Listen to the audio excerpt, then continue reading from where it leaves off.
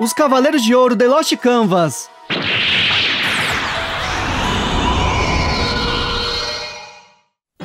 Oi amigos, sou Diego Mario, o autor da Saga dos Deuses. Saint Seiya The Lost Canvas, Os Cavaleiros de Ouro. Olá meus queridos, eu sou o Avalon das páginas Avalon Geek e estou novamente invadindo o canal do meu amigo Diego Mario para relembrar os grandiosos Cavaleiros de Ouro da série Lost Canvas. Se você gosta de outros animes como Inuyasha, por exemplo, e quer saber mais sobre a continuação Hanyo no Yashahime, te convido a conhecer o meu canal Avalon Geek, onde também falamos de outros animes como Kimetsu no Yaiba, Sakura Card Captor, Digimon, Shaman King e muito mais. Então dá uma passadinha lá, o link tá na descrição para você conferir o que a gente tem. Então bora pro vídeo aqui. Xion de Ares. Xion é um cavaleiro que conhecemos na saga de Hades da história clássica, mas aqui nós somos apresentados ao seu passado como discípulo de Hakurei de Altar. Em sua Guerra Santa ele foi responsável por salvar Yuzuriha anos atrás do ataque do seu irmão Tokusa, que sucumbiu ao desejo pela vida eterna se tornando um espectro. Foi também Xion responsável por salvar Athena quando esta foi atacada ao lado de Tema pelo espectro Raime de Verme, além de 2 anos depois derrotar Cavaleiros de Prata corrompidos ao lado de Doku antes de seguir com este para uma missão na península da Itália ao lado de Cavaleiros de Bronze e Prata, onde se depararam pela primeira vez com Alone, o hospedeiro de Hades, chegando até mesmo Xion a atacá-lo, mas sem um resultado efetivo. Xion é bastante ativo na Guerra Santa, chegando a salvar o vilarejo de Rodório do ataque do juiz Minos de Gryphon, pouco antes deste falecer pelo veneno de Albáfica, sendo interceptado no caminho onde carregava o corpo falecido do Cavaleiro de Peixes por Átila, que desejava comunicar a Athena do plano de Hades de ressuscitar os espectros.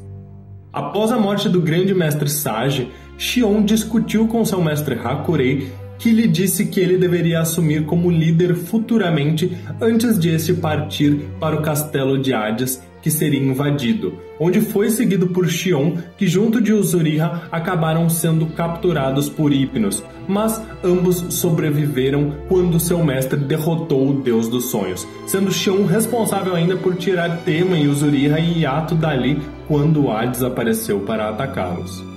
Xion mais tarde executou a exclamação de Athena ao lado de Sísifo e Regulus para destruir o portão que protegia a entrada do Lost Canvas, e ali ficou responsável por enfrentar o guardião do segundo templo, Lune de Bauron, onde descobrimos que no passado eles já tinham se conhecido. Xion ficou abalado quando Lune mostrou que o destino dos cavaleiros que protegem o amor e a paz não era o descanso e sim o sofrimento de Cocytus, conseguindo pela primeira e única vez usar a técnica Onda dos Espíritos criada por seu mestre, reunindo e libertando espectros de cavaleiros do Cocytus para derrotar o adversário, mesmo que Xion nunca tenha aprendido formalmente essa técnica. Seguindo em frente, Xion acaba topando com Yoma, de Mefistófeles, mas por ainda estar sentindo os efeitos da luta contra Lune, ele não consegue impor uma resistência contra o espectro e acaba sendo enviado a uma outra dimensão. Ele então é salvo por Aspros de Gêmeos, que é quem fica para lidar com o espectro. E na batalha final contra Hades, Xion, ao lado de Doku, convoca todas as armaduras de ouro a fim de reproduzir a luz do sol em uma escala suficiente para dissipar as trevas do Imperador do Mundo dos Mortos. A energia reunida, porém, não foi suficiente e eles tiveram que reunir também as almas dos Cavaleiros de Ouro mortos, que se uniram a Xion e Doku para um último ataque. Esgotado, Xion ficou desacordado ao lado de Doku, enquanto este recebeu ordens de Athena, antes dela partir para o confronto final. A deusa disse que Xion deveria herdar o cargo de Grande Mestre, competindo a ele o dever de reconstruir o santuário, bem como instruir a nova geração, como nós sabemos que ele conseguiu fazer. Asgard de Touro recepcionou os espectros que caíram durante a luta contra Albáfica, mas ressuscitaram pelo poder de Hades. Ao cruzar seus braços, desfere seu golpe, Grande Chifre, derrotando o grupo de espectros em alguns segundos. Asgard abandonou seu nome para viver como digno cavaleiro da constelação de Touro. Selinsa, Teneu e Salo são seus discípulos. Eles perderam seus pais e foram acolhidos por Aldebaran. Quando a Guerra Santa começou, os três decidiram se tornar cavaleiros para continuarem ao lado de Asgard. Ele enfrentou o Cagarro de Bennu, o detentor das chamas negras e o mais veloz entre todos os espectros. Mas a velocidade que Aldebaran lança seu golpe é a mais rápida entre os Cavaleiros de Ouro. Cagarro aprisiona Touro com a crucificação Anki e lança a explosão da coroa solar. Porém, o Cavaleiro de Ouro se liberta das chamas. Ao ver Salo se preocupando com seu mestre, Cagarro se lembra de seu irmão mais novo e percebe a razão de Aldebaran continuar lutando. O cavaleiro ataca Cagarro com a supernova titânica, mas Touro não acertou mortalmente, por não ver maldade na alma do inimigo. A invasão dos espectros continua. O sonar do pesadelo de Wimber de morcego adormeceu Pégaso e Aldebaran. Quando Kill tentou tomar a vida dos Cavaleiros de Bronze, sob as ordens de Pandora, Touro o impede. Ele se libertou da técnica do inimigo após furar seus tímpanos. Mesmo derrotando Wimber, recebeu o golpe Mensageira da Morte de Kill, parando seu coração. Contudo, ainda consegue desferir a supernova titânica, eliminando o enviado para matar Tema. Diante do túmulo de Aldebaran, Teneu aspira a herdar o nome e o título do Cavaleiro de Touro, prometendo a Selinça que o fará para não decepcionar Asgard. Aspros e Défteros de Gêmeos. Aspros e seu irmão gêmeo mais novo, Défteros, viviam no Santuário de Atena desde a infância. O primeiro cresceu sendo visto como uma pessoa bondosa que nasceu sob a luz de Gêmeos, com o destino de se tornar um cavaleiro e proteger Atena, enquanto que o segundo era visto como uma sombra nascida sob uma estrela maligna e que constantemente se escondia, de modo que poucos, como o grande mestre, sabiam de sua existência no santuário. Ocorre que Aspros, embora bondoso, teve sua mente corrompida por uma influência maligna que distorceria sua alma com dúvidas e um medo de que Défteros pudesse usurpar o seu lugar como cavaleiro. Esta dúvida foi criada por Ioma, de Mefistófeles.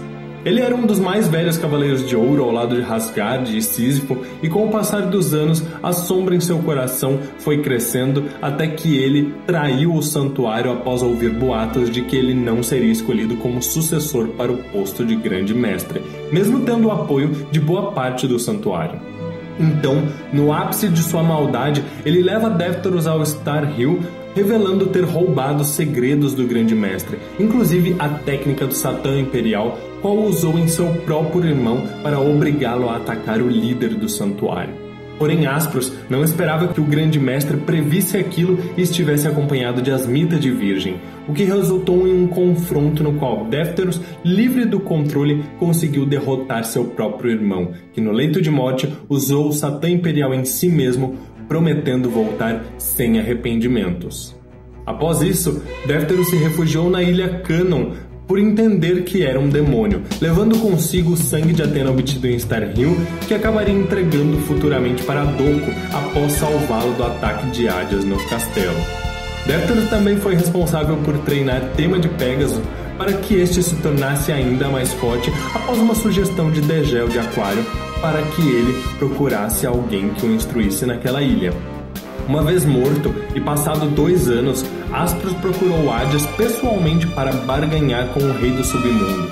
Ele passaria a Hades todo o conhecimento que possuía sobre o santuário, inclusive aquele roubado em Star Hill, mas em troca deveria receber uma nova vida para que pudesse se vingar daqueles que impediram seu sonho. Ele se tornou então guardião de um dos templos demoníacos do Lost Canvas e interferiu quando Défteros tentou levar Doco e a armadura de Atena até a deusa, enfrentando novamente seu irmão mais novo e conseguindo derrotá-lo desta vez, cessando o efeito do Satã Imperial ao matá-lo. Assim, toda a escuridão do coração de Aspros se dissipou.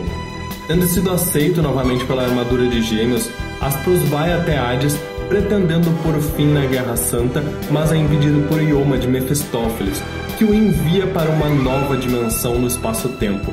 Assim, Aspros só consegue sair daquele local após Xion e Doco também serem enviados para lá um tempo depois, trazendo-os de volta e enfrentando novamente Yoma, inclusive descobrindo tratar-se na verdade do deus do tempo Kairos, irmão de Cronos. Com muito esforço e usando a hiperdimensão dos deuses, e também graças ao auxílio do espírito de seu irmão Défteros, que permaneceu ao lado dele, Aspros consegue derrotar e selar Yoma, estando prestes a perder a vida temporária concedida por Hades, quando é encontrado por Atena, que diz que não o vê como uma pessoa maldosa antes dele finalmente virar cinzas e a Sapuri de Gêmeos permanecer ao lado da armadura de mesmo signo no campo de batalha. Na batalha final de Xion e Doku contra Hades, é Aspros o espírito que retorna para auxiliar os cavaleiros a conjurar uma luz tão poderosa quanto o próprio Sol. Manigold de Câncer. Após a queda de Touro, Manigold encontra Tema e o aprisiona no santuário. Depois é enviado para proteger Pégaso, que fugiu para a Floresta da Morte na Itália, guardada por Verônica de Nassau, a estrela celeste da contemplação. Na batalha contra o espectro, usa sua técnica, Akubens, que da mesma forma que a pinça do caranguejo, pressiona o inimigo com suas pernas, cortando-o ao meio. Mas não conseguiu derrotar Verônica, que é imortal graças ao poder que recebeu de Thanatos. Então Manigold o leva até o Yomotsu Hirasaka, a entrada para o mundo dos mortos. Lá, usa suas chamas do inferno, as chamas demoníacas, consegue queimar a alma de Verônica. Sobre o castelo de Hades, os deuses gêmeos jogam xadrez. De repente, Manigold surge, através do portal aberto por Thanatos, para se comunicar com Verônica, abrindo o caminho percorrido pelos deuses, que destrói os humanos que entram nele. Thanatos está prestes a eliminar Manigold, mas o grande mestre intervém, sob a proteção divina de Atena, com os talismãs com sangue da deusa. Seiji sela a hiperdimensão aberta pelo deus da morte. Thanatos lança a fobia do Tártaro, libertando espíritos inferiores da prisão subterrânea do Tártaro contra os cavaleiros de Atena. Manigold então usa o golpe Hecatombe dos Espíritos, explodindo as almas como se fossem pólvora, neutralizando o golpe de Thanatos e ferindo seu rosto. Em seguida, o deus lança a terrível providência, destruindo a armadura de ouro do Cavaleiro de Câncer, que se colocou na frente do grande mestre protegendo. Ao ouvir de Thanatos que eles não passam de lixo, Manigold se lembra de onde ouviu isso antes. Foi no primeiro encontro que teve com Seiji na infância. O pequeno Manigold considerava as almas dos mortos como lixo. Seiji explica que seus companheiros que também perderam a vida podem parecer lixo dependendo do ponto de vista, mas ele sabe como foram suas vidas e como viveram ao extremo. Por isso acredita que a vida não é um lixo de forma alguma, assim como a de Manigold. É o universo. Mesmo ínfima, qualquer um pode fazê-la brilhar. Naquele dia, o garoto seguiu até o santuário para compreender o significado de suas palavras. Agora, Manigold pode compreender melhor o que seu mestre lhe ensinou. Mesmo que um deus o considere insignificante como se fosse lixo, ele quer brilhar ao máximo, pelo menos uma vez. Thanatos fere mortalmente o corpo de Manigold. O grande mestre usa sua técnica, Gaiola Talismã. Contudo, Thanatos destrói os selos de Atena com seu poder descomunal. Manigold golpeia o rosto do deus, defendendo seu mestre. Furioso, Thanatos reabre o caminho dos deuses. Usando as ondas do inferno, os cavaleiros conseguem separar a alma divina do corpo humano temporário de Thanatos. Mas, inesperadamente, Manigold sacrifica sua vida para jogar o receptáculo de Thanatos na hiperdimensão, dando a oportunidade de seu mestre selar a alma do deus da morte. Regulus de Leão. Regulus é o cavaleiro de ouro mais jovem de sua época e sua primeira aparição aconteceu quando Yuzuriha de Grou e Yato de Unicórnio tentavam quebrar o gelo que envolvia o navio que seria usado contra Hades, que seria usado para alcançar o Lost Canvas, usando o relâmpago de plasma para quebrar o gelo. Regulus havia chegado no santuário há alguns anos, onde foi treinado por Sísifo de Sagitário, sendo companheiro de treinamento de Iato e é conhecido como um gênio de combate. Ele se tornou cavaleiro aos 15 anos e acaba sendo responsável por proteger o navio que estava sendo restaurado, enfrentando diretamente Violet de Behemoth, conseguindo decifrar as técnicas da adversária, inclusive imitando a técnica que envolvia controlar mortos trazidos da 7ª prisão para prender o inimigo nas sombras. Regulus embarcou no navio e foi em direção ao Lost Canvas, onde junto de Sísifo e Xion executou a exclamação de Athena para destruir o portão que protegia o Lost Canvas, e posteriormente enfrenta Radamantes de Wyvern, que havia recebido um upgrade com o sangue de Hades. Regulus conseguiu copiar a técnica do rugido de Wyvern do espectro, mostrando seu poder, mas sem impressioná-lo, já que este dizia ter ultrapassado os limites de um humano. Radamantes pergunta a ele sobre Elias, de Leão, e este relembra o dia em que seu pai foi morto pelo espectro, lançando um relâmpago de plasma. O combate é bastante intenso e Regulus prova suas exímias capacidades de imitar sozinho a exclamação de Athena e posteriormente imitar as 12 técnicas dos Cavaleiros de Ouro, usando uma técnica chamada de Clamor do Zodíaco, que oblitera não apenas o seu próprio corpo, mas também é capaz de causar um grande dano a Radamantes. Mesmo assim, Regulus apenas consegue vencer o espectro quando compreende os ensinamentos de seu pai Elias, superando os limites do corpo humano e fundindo-se com a natureza, e tornando-se dezenas de vezes mais forte e rápido que o inimigo, conseguindo destruir o coração do espectro com um golpe, embora ainda assim este consiga sobreviver sem coração. Regulus morreu na execução do Clamor do Zodíaco, mas seu espírito continuou lutando até derrotar o seu adversário. Asmita de Virgem surge no mundo dos mortos, de dentro da grande cachoeira de sangue, diante da Mokurenji, a árvore gigante que cresceu sugando sangue desde os tempos mitológicos. Asmita pergunta a Pégaso se ele pretende voltar a enfrentar o Imperador do Inferno nesta vida. Tema se surpreende ao ver um cavaleiro de ouro no mundo dos mortos. Asgard de Touro desconfiava das verdadeiras intenções de Asmita, por sempre permanecer em meditação na Casa de Virgem. Dizem que pode se mover em todo tipo de espaço, conversar com os deuses e com Buda. Asmita ouviu falar muito do grande transgressor da Ordem dos Deuses, mas agora vê apenas um Hellis garoto. O cavaleiro lutará e lança seu meteoro de Pégaso. Com a barreira Khan, Asmita se protege dos golpes. Com o movimento, Tema é derrubado na cachoeira, mas sobrevive. Asmita conta que ele merece sua alcunha de matador de deuses e revela que Pégaso possui uma ligação com Hades, desde a era mitológica, que poderá mudar o destino da Guerra Santa atual.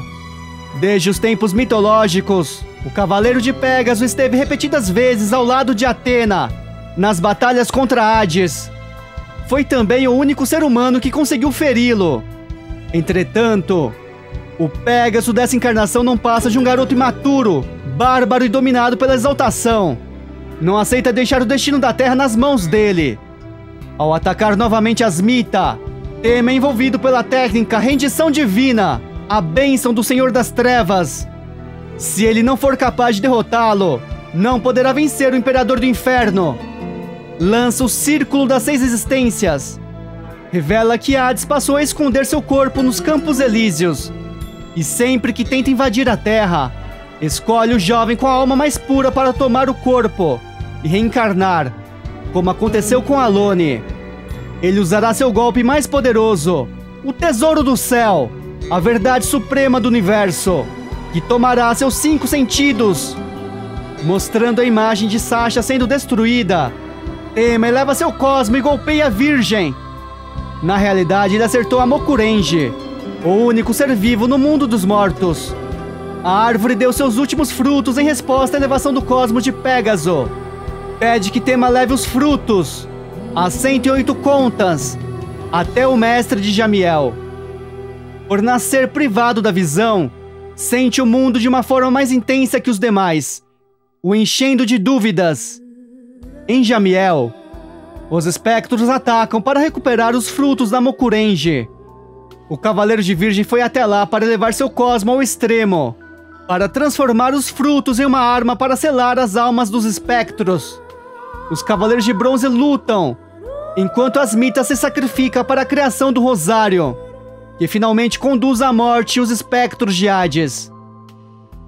Por hoje é isso, pessoal. Eu espero que vocês tenham gostado desse vídeo. Espero que vocês deixem aí o seu like, que vocês ajudem o canal do meu amigo Diego Mariô. Lembrando que vai ter uma segunda parte lá no meu canal, então já vejam aí o link na descrição para vocês conhecerem o meu trabalho também, que eu espero que vocês gostem. Muito obrigado pelo convite, meu amigo, e até mais.